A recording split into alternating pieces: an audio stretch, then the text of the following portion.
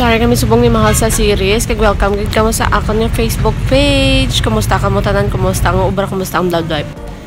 So maaten kami subong sang lubong sang amon nga tiyo. Siya si Uncle Joel. So napatay di siya kay tungod sa cardiac arrest. Wala kita kabalo kung saan kita mapatay. That is why nga magpakabuot kita. Para nga duro ang matambong ka natin kung mapatay na kita. Kay duro ang maulkid ka natin. Just like kay Uncle. So share ko lang guys no. Okay lang. Si Uncle nga dyan, kag si Auntie Eva.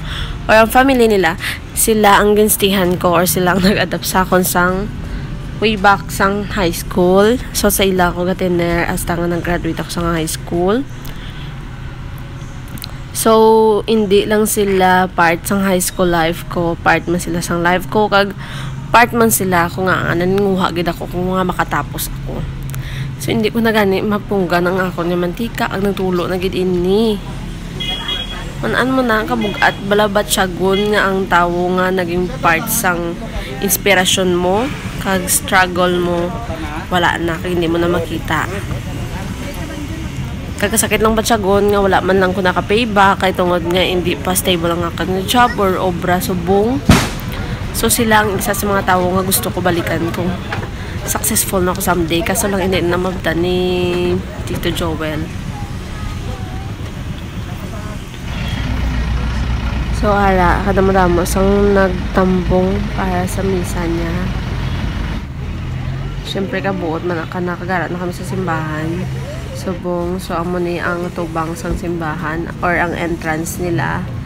So bago kita magsulod, nag-video ko diyan na sa guwa nila o kanami isang mga bulak. So, arin na kay ma-start na ang misa. Pero ma-video ko di danay sa sulod kay amo ni ang last natin nga makaupod si Tito Joel. Kay kung malubong siya, wala na. Memories na lang gid ang makapabilin. Madula man siya pero ang memories kag ang panghambal niya nga advice hindi kina madula sa mga tawo sa palibot niya, especially sa akon. Kay daw ikaduwa ko na siya nga tatay. So, diba sa misa, may aragin nga pangalawat. So, ato man si Mahal, lang si Mahal upod ko. Harap ng alawat man siya. Ako hindi ko pwede ka. Kasi Mahal, bal ko dali mo video-video kita na hindi. Samtang nagawali pa. Or nagapangalawat pa sila. So, tapos nila kapangalawat, syempre hindi madula ang hatag sang ano galing tawag karan ibutang sa silupi sa envelope abuloy bright sa ako.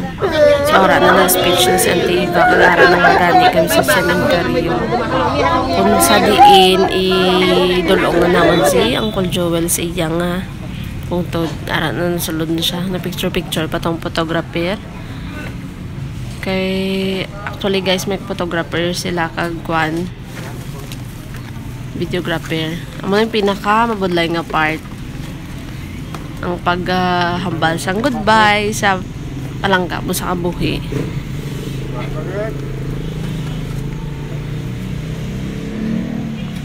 So ara na ang last viewing naton kay Uncle Joey, wala na. Salamat gid sa tanan Uncle kag tani ubayan mo lang kami.